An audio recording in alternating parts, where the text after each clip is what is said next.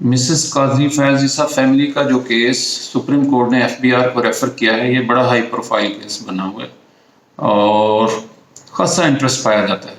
ख़ास तौर पे जब से 9 जुलाई को जब जवाब दिया गया और जवाब पब्लिक हो गया, जवाब और उसके साथ जो डॉक्यूमेंट्स थे, तो उस वक़्त से ख़ासा जो है इसका नॉलेज पाया जाता है। इस जवाब में मिसेस काजी फैज़ ईसा ने 4 सवालात पूछे हैं एफबीआर से और वो 4 सवाल क्या हैं, उनके मुमकिना जवाब क्या हैं और जवाबी सवाल क्या हैं। नेचुरली कोई इनसाइड इंफॉर्मेशन नहीं है जो मैं कह रहा हूँ, it is only based on my personal expert opinion. तो पहला उनका क्वेश्चन ये है कि जी मैंने सुना है टीवी इंटरव्यू में कि जी महकमा 5 साल से पीछे नहीं जा सकता, तो मुझे इस बात की तस्दीक करें। इसका जवाब ये है कि जी मुख्तलिफ लिमिटेशन है टैक्स लॉ में, इनकम टैक्स लॉ में।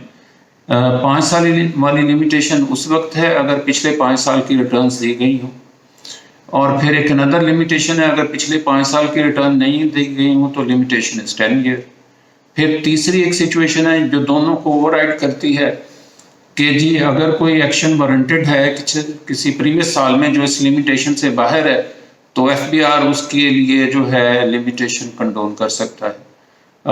तो ये महकमा नेचुरली अब 2003 और 2013 के अंदर इन्वेस्टमेंट हुई है, तो एफबीआर जो है वो लिमिटेशन कंडोन करेगा और कमीशन नया नोटिस यही देगा कि जी अब लिमिटेशन कोई नहीं है, क्योंकि ये हैपनिंग जो है इट इज़ ऑफ 2003 एंड 2013 जो रेस्पेक्टिव साल में ही प्रूव की जा सकती है।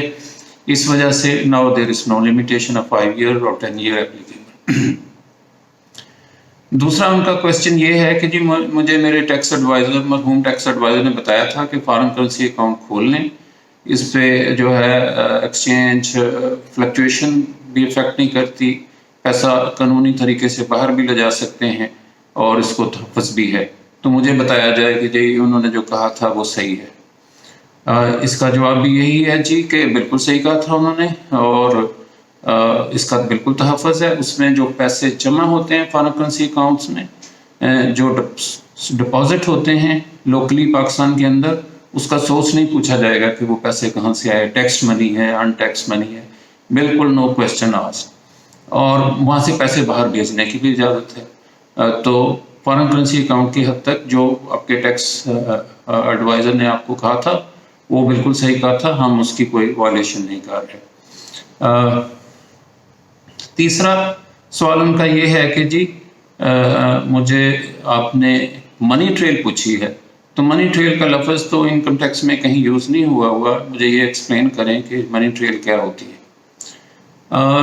इसका सिंपल सा जवाब यही है महकमे का कि जी मनी ट्रेल और सोर्स ऑफ फंड्स एक ही चीज़ है। सेक्शन 111 में जो है ना सोर्स ऑफ इन्वेस्टमेंट का लफ्ज़ यूज़ हुआ है, तो उसको कॉमन लैंग्वेज में उसके सिनोनिम के तौर पे मनी ट्रेल यूज़ किया गया। Otherwise primarily source of funds ही बताने होते हैं और ये खुद ही बताने होते हैं और देर आफ्टर महकमा उनकी स्क्रूटनी शुरू करता है। तो वेल्थ स्टेटमेंट में जो रिकन्सिलेशन स्टेटमेंट होती है उसका पार्ट वो सोर्स ऑफ फंड्स ही होते हैं कि एसेट में कितना इजाफा हुआ और कहाँ से सोर्स आए। तो ये इसका थर्ड क्वेश्चन और उसका आंसर ये है। फोर्थ उनका क्वेश्चन ये है कि मुझे नोटिस तो आया 2018 में के टैक्स ईयर के हवाले से, और मेरी प्रॉपर्टी एक है 2003 की, 2 प्रॉपर्टीज़ 2013 की हैं, तो मुझे समझ नहीं आई कि मुझे टैक्स ईयर 2018 का नोटिस क्यों आया। तो इसका सिंपल सा जवाब यही है कि क्योंकि जो वेल्थ स्टेटमेंट है उसमें प्रॉपर्टीज़ का ईयर ऑफ एक्विजिशन नहीं दिखाया गया था। अब जवाब आया है तो उससे पता चला है कि जी ये है ईयर्स हैं और उनके प्रॉपर डॉक्यूमेंट्स परचेज डीड तीनों की दे दी हैं, जहाँ जिसमें अमाउंट, ईयर, डेट्स हर चीज़ नज़र आती है। तो वो महकमे का जवाब यही होगा कि जी पहला नोटिस सिर्फ इंफॉर्मेशन गैदरिंग नोटिस था जो कि मौजूदा साल में दिया जा सकता है, जिसमें आपने ये प्रॉपर्टीज़ दिखाई थी। तो वही हम, क्योंकि हमने इनकी डॉक्यूमेंट्स मांगे थे उससे सर्टन करने के लिए कि जी कौन सा ईयर ऑफ एक्विजिशन है, उस मुतलका साल में फिर अगला नोटिस उस मुतलका साल में दिया जा सके। अब आ जाते हैं जी महकमे के जवाबी सवाल। जवाबी सवाल तो दर्जनों हो सकते हैं, लेकिन एक दो ही सवाल हैं जो जिसके अंदर सारी कह लें इंक्वायरी मुकम्मल हो सकती है। सोर्स ऑफ फंड्स के तौर पे उन्होंने एक पासिंग रेफरेंस किया है कि जी स्टैंडर्ड चार्टर्ड बैंक कराची में जो है पाउंड अकाउंट में कोई 7 लाख पाउंड के लगभग रुपए पाउंड जमा हुए और इतने ही तकरीबन अमाउंट यूके ट्रांसफ़र हो गई।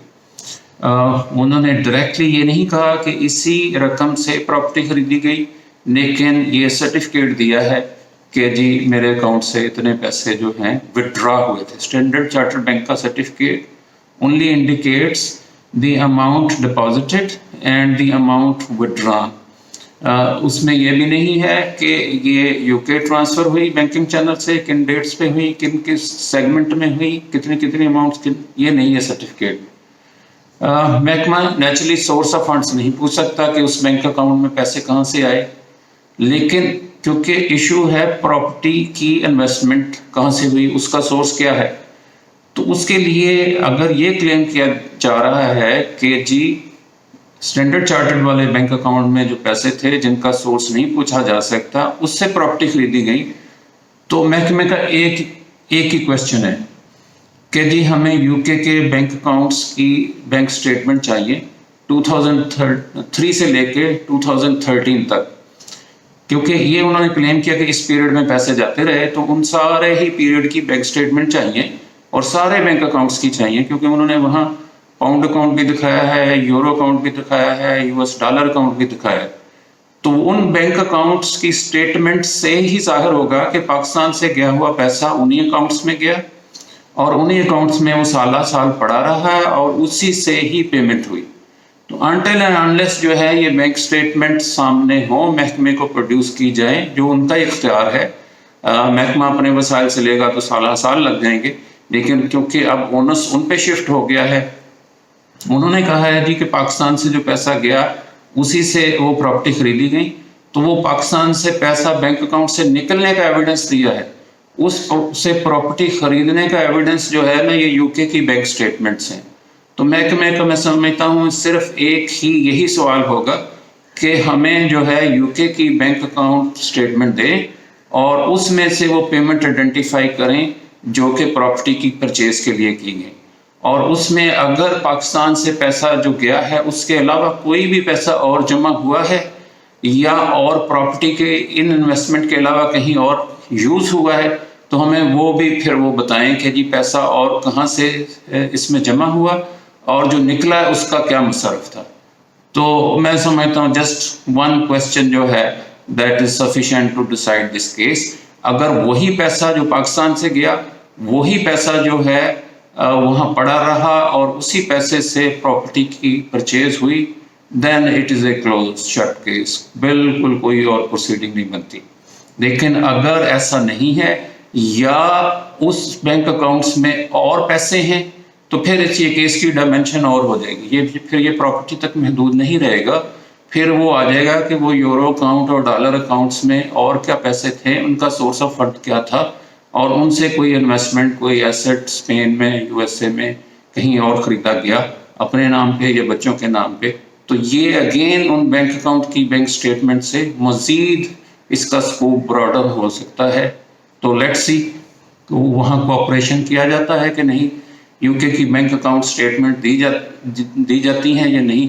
अदरवाइज ये जो स्टैंडर्ड चार्टर्ड बैंक का सर्टिफिकेट है कि जितने पैसे विड्रॉ हुए, it does not serve any purpose. Let's C.